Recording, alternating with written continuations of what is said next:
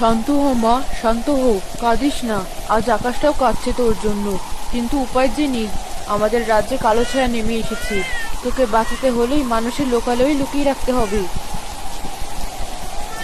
চুপ কর মা, কেউ শুনে ফেলবে। ওই দেখ, সামনে একটা কুঁড়ে ঘর, ওখানেই থাকবি তুই। শোন মা, তুই সাধারণ কেউ না, তোর শিরায় বইছে মহাজাগতিক শক্তি। যেদিন তুই বড় হবি, যেদিন তোর শক্তি পূর্ণতা পাবে, আমি ফিরে আসব, ঠিক ফিরে আসব। আমাকে ক্ষমা করিস মা, তোকে এই দাওয়ায় রেখে গেলাম।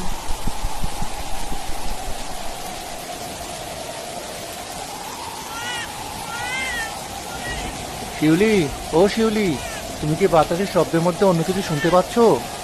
কিসের শব্দ? বাইরে যা তুফান হচ্ছে, মনে হচ্ছে আজ ঘরদোর সব উড়িয়ে নিয়ে যাবে। ভয় আমার হাত পা ঠান্ডা হয়ে আসছে।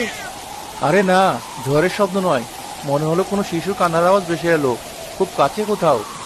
তুমিও না, এই প্রলয়ের রাতে শিশুর কান্না আসবে কোত্থেকে? আমাদের তো কোনো সন্তান নেই, তাই হয়তো মনের ভুলে এসব শুনছো। ঘুমাও তো, সকাল হলে দেখা যাবে। না, আমার মন মানছে না, আওয়াজটা দেওয়ার দিক থেকে এলো মনে হলো। তুমি হারিকেনটা একটু বাড়াও তো, আমি দরজাটা খুলে দেখি। পাগল হলে নাকি? এই ঝড়ে দরজা খুললে ঘরের চাল থাকবে না। যেও না বলছি।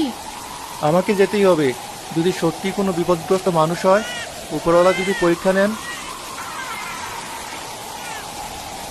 ওরে বাপরে, শিউলি, সর্বনাশ হয়েছে, জলদি এসো। কি হলো?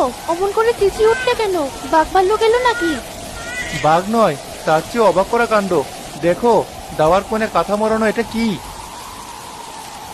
ও মা, এই যে ফুটফুটে এক শিশু, আমার সোনা, এই ঝড়ের মধ্যে কে তোকে ফেলে গেল?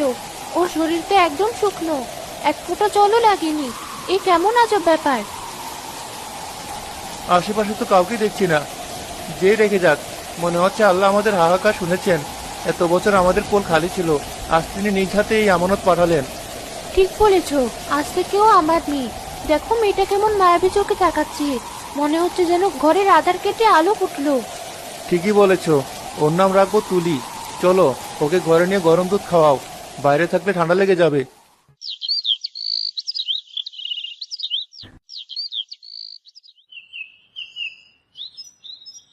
শালিক ভাই, তোরা আজ তো দেরি করলি কেন?